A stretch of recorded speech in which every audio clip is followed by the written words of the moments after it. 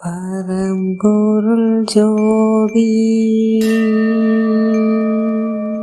பரம்பொருள் ஜோதி பரம்பொருள் ஜோதி பரம்பொருள் ஜோதி. இறைவன் மீது அன்புடையவருக்கு வணக்கம். எனது பெயர் சிங்கை மீனாட்சி.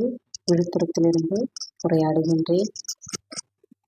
பகுதி 88 மகான்களின் மகத்துவம்.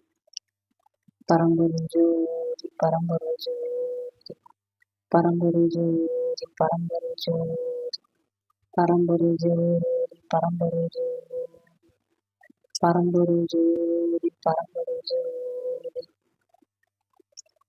அதாவது மகான்களை பற்றி நினைப்பதற்கும் மகான்களை பற்றி உரையாடுவதற்கும் அரும் பாக்கியம் செய்திருக்க வேண்டும். அந்த பாக்கியம் எமக்கு கிடைத்தமைக்கு மிக்க மகிழ்ச்சி அடைகின்றேன். அதாவது சிலர் கேட்டிருந்தார்கள், இந்த உணவு முறை நிறுத்துவது பலர் பலவிதமாக கடைபிடிக்கின்றார்கள். ஆகவே நீங்க கடைபிடிக்கும் விதம் முற்றிலும் வேறுபட்டதாக இருக்கின்றன. இதை எங்களுக்கு தெளிவாக கூறுங்கள்.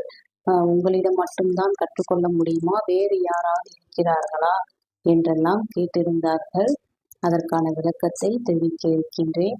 அதாவது இந்த நிலபூதம், பஞ்சபூதங்களில் நிலபூதம், நீர்பூதம், காற்று, அப்புறம் நெருப்பு, ஆகாயம் சொல்லுவாங்க. இந்த மாதிரி 5 பூதங்கள் இருக்கு. அதுல ஒவ்வொரு பூதமாக ஒவ்வொரு பிறவியில வெற்றி கொள்ள வேண்டிய சூழல் இருக்கும். அது அவரவர் வாங்கி வந்த வரத்தை பொறுத்து மாறுபடும். முதலில் சொர்க்கவாசல் திறக்க வேண்டும். அதுவே 10 கோடியில் ஒருவருக்கு தான் நடக்கும், எல்லோருக்கும் நடப்பதில்லை.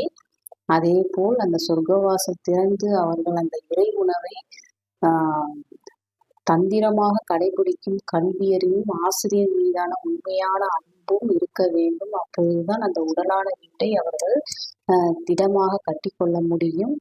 அந்த பயிற்சி முடிய எத்தனை ஆண்டு காலமாகிறது யாருக்குமே தெரியாது. அவரவர் பல யுகங்களாக என்னென்ன தீவினைகளை சேர்த்து வைத்திருந்தார்கள், எவ்வளவு சாபங்கள் சேர்த்து வைத்திருந்தார்கள், பிறப்பில் அவர்களுக்கு என்ன மாதிரியான குடும்ப சூழ்நிலைகள், தாய் தந்தையர் இப்படிப்பட்டவர்கள், இந்த மாதிரி எல்லாமே உள்ளடக்கியது ஒரு வரியில் சொல்ல முடியாது.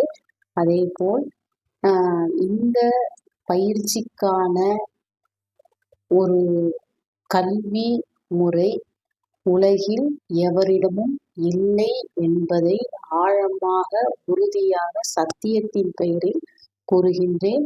என் ஒருவர் மட்டும்தான் அறிந்த உண்மையாகும். என்னிடம் மட்டும்தான் அதற்கான கல்வியும் அதற்கான பயிற்சியும் உணவு முறைகளும் மருத்துவ முறைகளும் என் ஒருவரிடம் மட்டும்தான் உள்ளன. அது மட்டுமல்ல, நிலபூதம், நீர்பூதம், காற்று பூதம், நெருப்பு, ஆகாயம், இந்த 5க்கான கல்வி அறிவுகளை கற்றுத்தரக்கூடிய வாய்ப்பை இறைவன் எனக்கு பிச்சையாக கொடுத்திருக்கின்றார் என்பதை அன்போடு தெரிவித்துக் கொள்கின்றேன். அது மட்டுமல்ல, மற்றவர்கள்லாம் முயல்கின்றார்கள் என்றால் எனக்கு அதை பற்றி தெரியாது. ஆனால் எல்லாருக்கும் எல்லா விஷயமும் தெரிவதில்லை. அதே போல் எல்லோரும் முயற்சி பண்ணி கொண்டுதான் இருக்கிறார்கள். ஆனால் அந்த உணவை நிறுத்தக்கூடிய மருத்துவ கல்வி அறிவும் அதற்கான பயிற்சியும் என் ஒருவரிடம் மட்டும்தான் உள்ளன, வேறு யாரிடமும் இல்லை என்பதை தெளிவாக கூறுகின்றேன். ஆகவே மீண்டும் இந்த மாதிரியான கேள்விகளை கேட்டு குழப்பிக் கொள்ள வேண்டாம் என்பதை அன்போடு தெரிவித்துக் கொள்கிறேன். அது மட்டுமல்ல, எனக்கு எப்படி கிடைச்சது, ஏது கிடைச்சது அப்படி என்றால் ஒவ்வொரு ஆசிரியரும், நான் என் வாழ்நாளில் சித்தர்களை பற்றி தேடிக்கொண்டிருக்கும் ஒவ்வொரு ஆசிரியர்களும் எனக்கு அந்தந்த கல்வி முறைகளை, அடுத்தடுத்த படிநிலைகளை எவ்வாறு செல்ல வேண்டும் என்பதை ஒவ்வொருத்தரிடமும் நான் போய் சென்று கற்றுக்கொண்டு வந்தேன். அதுதான் உண்மை. ஒரு ஆசிரியரால மட்டும்லாம் அது நடக்கிறதில்லை. அதற்கு என்று அதை பயிற்சி செய்தவர்கள் எனக்கு கற்றுக் கொடுத்த பாடம் நிலபூதம், நீர்பூதம், காற்று பூதம், நெருப்பு என இந்த மாதிரியான பூதங்களை எப்படி வெற்றி கொள்வது என்பதற்கான மருத்துவ முறை என்னிடம் மட்டும்தான் உள்ளன, வேறு யாரிடமும் இல்லை என்பதை அன்போடு தெரிவித்துக் கொள்கிறேன். ஆகவே இதை பற்றி இதற்கு மேல் ஒன்றும் சொல்வதற்கு இல்லை. இதெல்லாம் அமைப்பு வேண்டும். எல்லோருக்கும் இது கற்றுக் கொடுக்க முடியாது என்றால் அது என் காரணம். அவரவருக்கு உடல் தகுதி இருக்க வேண்டும். அவரவர் வாங்கியுள்ள வரத்தை பொறுத்து தான் இதை கற்றுக் கொடுக்க முடியும். இது சிபாரிசு பேர்லையோ இல்லை கோடி கோடியா பணத்தை கொட்டியோலாம் கத்துக்கிற விஷயம் இல்லை. யாருக்கு இந்த ஞானம் போய் சேரவும் விதியில் உள்ளதோ, இறைவனால் தேர்ந்தெடுக்கப்படுகிறார்களோ அவர்களுக்கு தான் இது போய் சேரும் என்பதை அன்போடு தெரிவித்துக் கொள்வேன். நன்றி, வணக்கம்.